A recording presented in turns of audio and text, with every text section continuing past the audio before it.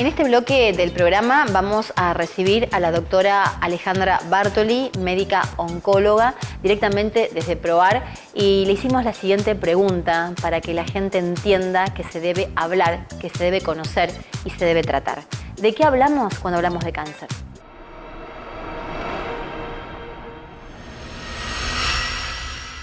Sin duda es el tabú mundial. En todas las culturas y en todas las sociedades es una enfermedad que se vive como un estigma.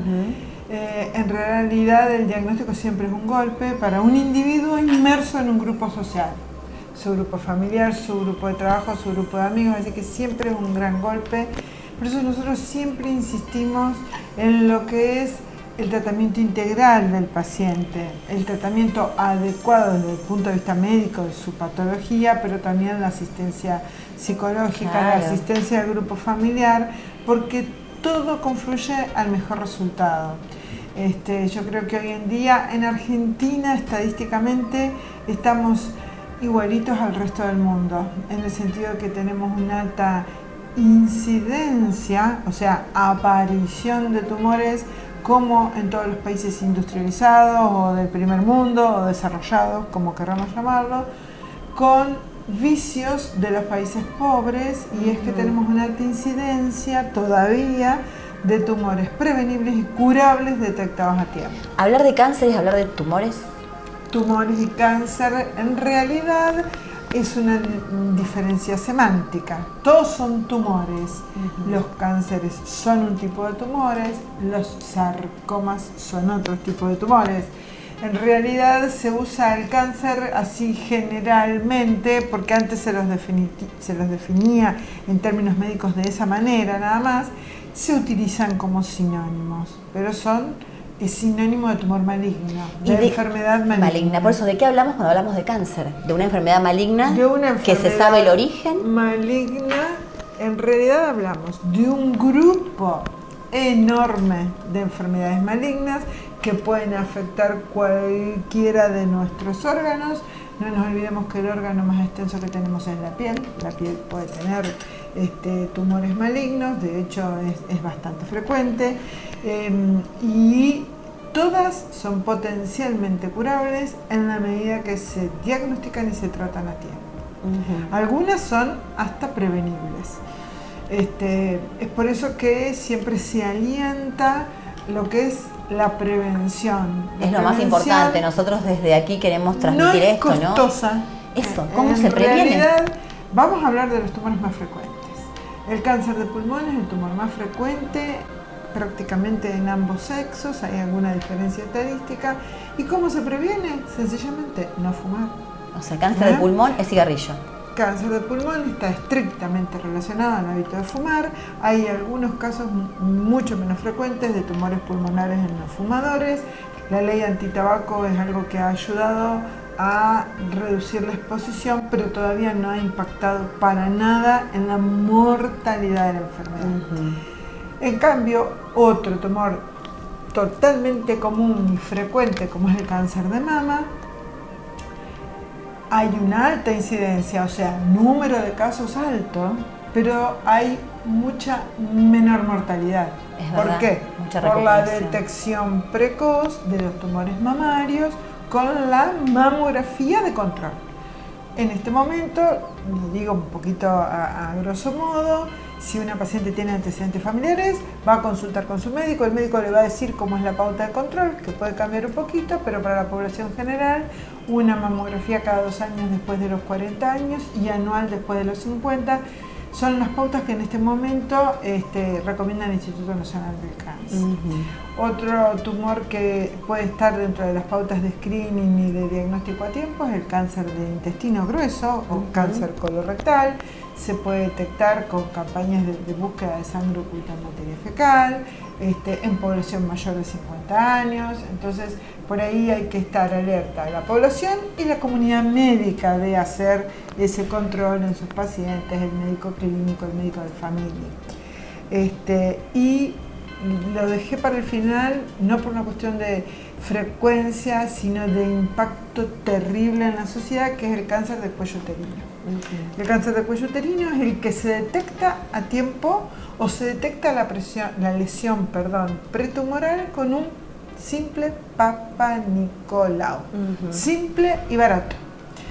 El cáncer de cuello uterino es sumamente frecuente y nosotros tenemos alta incidencia y aún alta mortalidad. Y acá hay un problema social, porque la mujer muchas veces es el sustento de una familia, y cuanto más bajo nos vamos en el poder económico de esa familia, más nos vamos a encontrar que es la mujer quien sostiene ese hogar.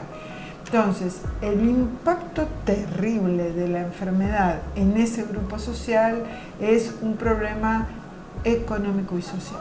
Sí, este es todo un tema, ¿no? Hablar también de esto, del impacto que ocasiona. Un cáncer que es totalmente prevenible, porque dicen que haciendo un Papa Nicolau de un año al otro se puede curar. Es factible tratar a tiempo, aunque se diagnostique, pero en una etapa temprana se va a tratar correctamente y esa paciente se va a liberar de ese problema.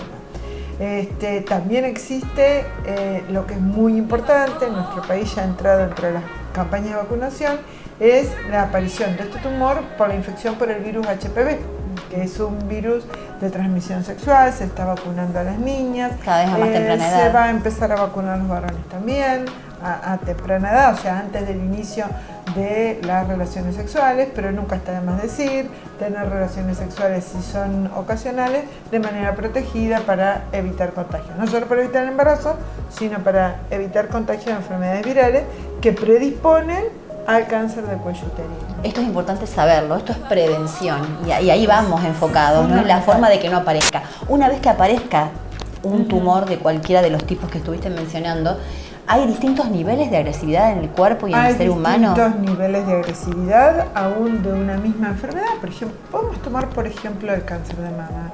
No todos los tumores mamarios son iguales, hay tumores de alta agresividad y de baja agresividad, hay algunos diagnosticados muy chiquititos, muy sencillos de manejar y otros no tanto. ¿Y esto depende de qué? ¿Del paciente o de qué? No, del comportamiento biológico de la enfermedad, porque si uno se pone a estudiar un poquito los genes del tumor, no los genes del paciente, sino los genes que tiene ese tumor que se alteraron y que son los que le dan la malignidad, encontramos que no todos los tumores tienen la misma expresión de genes, o sea, no todos tienen el mismo apellido, tienen el mismo nombre pero no el mismo apellido. Bien. Entonces se tratan de manera distinta y hasta tienen distinto pronóstico. Lo importante es que el médico que sospecha una patología no demore el diagnóstico. Cuanto antes se diagnostique y se trate una patología, va a redundar en beneficio seguro de esa paciente. Antes de ver que apareció un tumor en cualquier lado de nuestro organismo, ¿esto se puede determinar a través de un laboratorio? No hay análisis de sangre útil para diagnóstico precoz ni para screening o tamizaje o búsqueda en una población presuntamente sana. Ajá. Eso es una falacia o una mala interpretación de análisis que sí utilizamos en pacientes que ya tuvieron la enfermedad y uno los tiene en un plan de control. Lo que se llaman marcadores tumorales en sangre no sirven para estudiar una población sana. Eso es algo totalmente conocido y demostrado. Y cuando hay un marcador, un índice tumoral que está alto, puede deberse a otra cosa y no la aparición de un tumor. Hay causas de aumento de un marcador tumoral falsas. Se llaman falsos positivos. Falacias. O sea, ese análisis, el bioquímico lo hizo bien, le dio un numerito alterado por arriba de lo normal, pero el paciente no tiene enfermedad. Hay causas de otras enfermedades, algunas enfermedades inflamatorias crónicas, otras causas que pueden dar un aumento falso.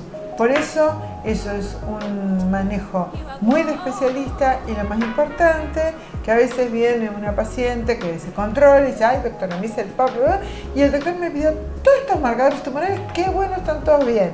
Y después cuando uno le dice, mire señora, esto no es garantía de salud, la paciente se va pateándose la cara diciendo, este médico no sabe nada porque el otro me los pidió. Ni uno ni lo otro, está bien que piense la paciente, pero no hay que calmar la ansiedad pidiendo análisis. El cuerpo es sabio, lo va manifestando. Sí. Otra cosa importante de esto, que el cuerpo es sabio, es que la todo el mundo, ¿no? Pero las pacientes, en el caso de los tumores mamarios, tienen que aprender a examinarse la mama. ¿Es bueno el autoexamen? Que la paciente diga, como yo me examino la mama, no voy al ginecólogo, no me hago la mamografía, está mal. Pero es muy importante porque nadie mejor que la paciente para conocer su cuerpo, y cuando detecta el mínimo cambio, consulte. Lo más probable es que consulte por una patología benigna o intrascendente, pero a veces esa consulta también gatilla un diagnóstico precoz. Doctora, al comenzar la nota comentaba esto, ¿no? Que estamos viviendo en un país subdesarrollado con índices y con marcadores y con cosas de países desarrollados. ¿Podemos hablar de porcentajes de padecimiento del cáncer en sí en la Argentina y de curación en el mismo? Hay estadísticas propias de los registros de cáncer, que es una cosa que en la Argentina todavía tiene visos de error porque no se registra, o sea, no se toma en cuenta la estadística correcta en todo el país. Se ha avanzado muchísimo en los últimos años, cada vez se registra mejor y yo creo que en la próxima década nuestra estadística va a ser confiable, de incidencia y de mortalidad. No lo podemos hablar en porcentaje, se habla en número de casos por 100.000 habitantes o número de muertes por 100.000 habitantes. Sí sabemos que hay más índice de curación y eso no es menor. Por supuesto, eso se llama reducción de la mortalidad. En realidad hay una cosa importante que a mí me gustaría comentar. La provincia de Santa Fe está un piecito adelante, a lo mejor que otras provincias. Es inminente, el gobernador ya lo anuncia, en realidad la semana próxima, la creación de la Agencia Provincial del Cáncer. Es una estructura destinada como objetivo primordial a reducir la mortalidad, o sea, buscar políticas de reducción de la mortalidad por cáncer.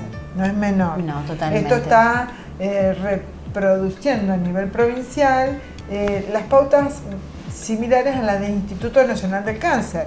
En realidad hay un montón de funciones, no solo en las políticas de reducción de mortalidad, sino garantizar la correcta atención de todos los pacientes, que todos los pacientes accedan a los tratamientos correctos y que el registro de resultados también sea el correcto. Esto que mencionábamos recién de registrar, de saber qué nos pasa y cómo nos pasa. Porque a veces es muy fácil decir, en tal área de la provincia hay una altísima incidencia de cáncer. Lo primero que uno se pregunta, ¿está bien registrado? Eso es.